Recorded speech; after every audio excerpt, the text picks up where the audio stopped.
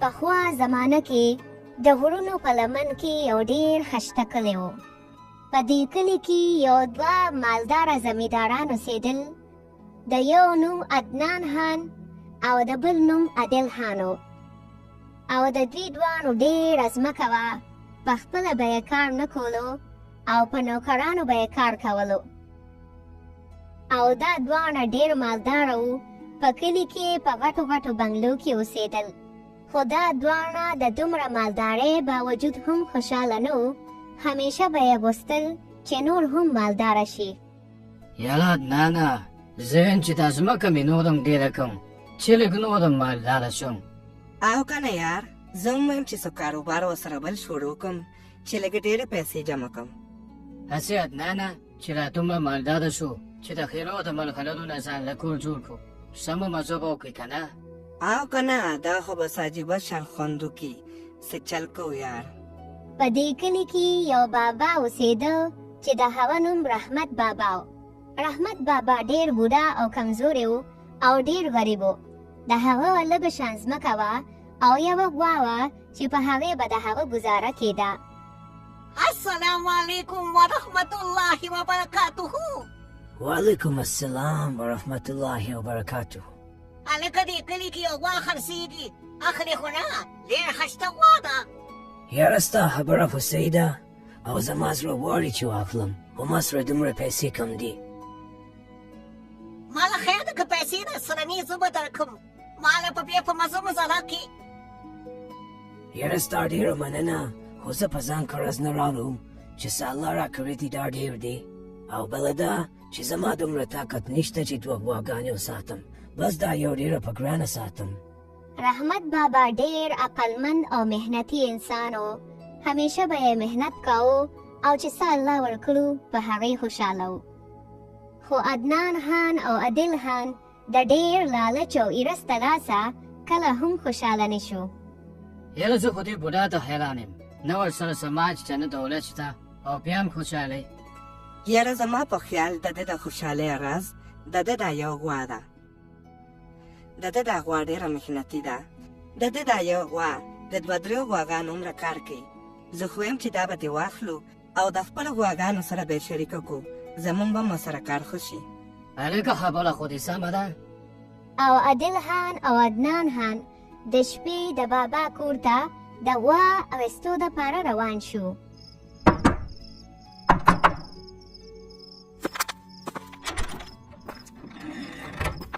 السلام علیکم. وعلیکم السلام. وایه وروره څنګه راغلی یې؟ یاره بابا مونږ یو سودا کولو دپاره راغلي یو. د څه سودا دپاره بچي؟ یاره بابا زمونږ ستا دا غوا ډېره خوښه شوې ده. دا د نه اخلو یو 2 لکه روپۍ به درکړم. ډېره ښه سودا ده. یاره بچي زما خو دا یو غوا ده. د دې نه بغیر زما بل سسره نشته. دا وګوره بابا، تیارې پیسې مې درله راوړې دي. بس دا واخله او دا غوا دې راکړه. یاره بچي خفه کېږئ ما، خو دا غوا زه په تاسو نشم خرڅولی. تاسو واپس تللی شئ. هزه هلکه دې یې نه خرڅوئ. بابا دا غوا به دې راکړې وه، ډېر بدتین و. د دې بوډا دومره مجان چې ما ته انکار وکړو، د سره به زه ګورم. پرېږدم یې نه، دله به زه د دې سزا ضرور ورکوم. ته څه سزا وله ورکې؟ بس ته صرف ګوره چې ته سره دله زه څه کوم. او په سبا شپه باندې عادل خان او عدنان خان د غوسې نه ځان سره تیل واخلي، د رحمت بابا پټي ته لاړ شي او د رحمت بابا فصل کې تیل واړی او اور ورته ولګوي. اور په ټول فصل کې خور شي او د رحمت بابا ټول فصل وسوځي. رحمت بابا چې سحر راپاسي او کړکۍ کې اور وویني نو ویریږي. په منډه منډه خپل پټي ته لاړ شي، خو د رحمت بابا ټول فصل سوځېدلی وي.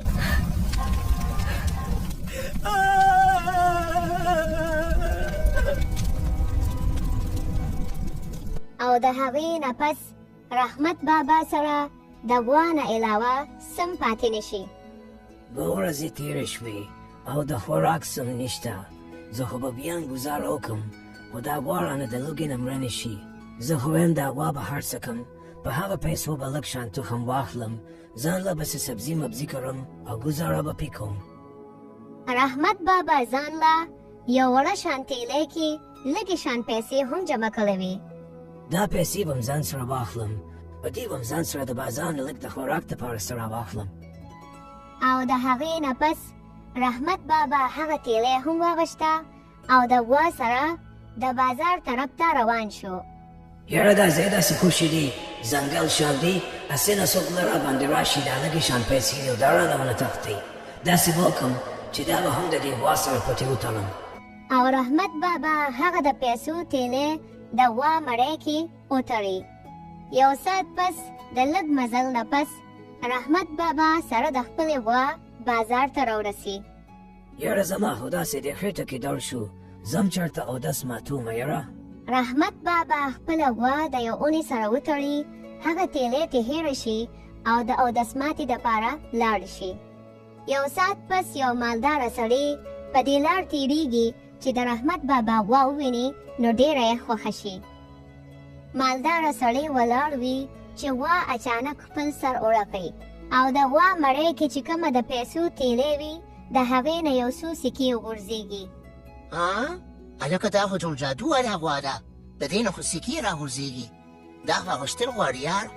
او دغسې مالداره سړي ته د غوا په مړی کې د پیسو تیلی په نظر رانشي او هغه سوچ کوي چې دا یو جادوګره غوا ده. مالداره سړی دا سوچونه کوي چې په دې کې رحمت بابا هم راشي. بابا دا غوا خو خرڅې نه.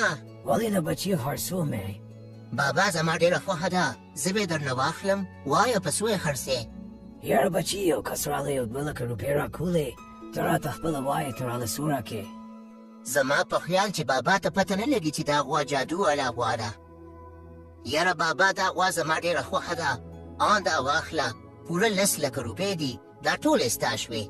ها 10 لکه روپۍ؟ الله در سره ښه وکړه بچي. او دغسې رحمت بابا هغه پیسې د ځان سره واخلي او واپس د کور طرف ته روان شي. خو لږ ساعت پس چې هغه مالداره سړی د غوا په مړی کې د پیسو تیلی وویني نو ډېر سخت پیمانه شي. خو اوس هغه ته د رحمت بابا هیڅ پته نه وي معلومه او دغسې هغه ته هم د خپل لالچ سزا میلو شي. رحمت بابا په هغه پیسو باندې په کلي کې یو غټه ځمکه واخلي او په هغه ځمکه کې شپه ورځ محنت کوي چې د هغې نه پس الله رحمت بابا له دومره پیسې ورکي چې ځان له په کلي کې یو خشته کور هم واخلي او ډېرې غواګانې او ګډې بزې الله هم ورکي. او بل طرف ته د عادل خان او عدنان خان د لالچ د ایرس او د ظلم د وجې د هغوی سره څوک هم کار نه کوي او دغسې په مزه مزه هغوی لږه لږه ځمکه خرڅوي او په مزه مزه یې ټول جایداد ختم شي، هغه مالداري یې ختمه شي او آخر کې د رحمت بابا په ځمکه کې په کار کولو مجبوره شي. او دغسې عادل خان او عدنان خان ته د خپل ظلم او بنیتۍ سزا میلو شي او رحمت بابا ته الله د هغه د صبر، د هغه د شکر او د محنت صله ورکړي.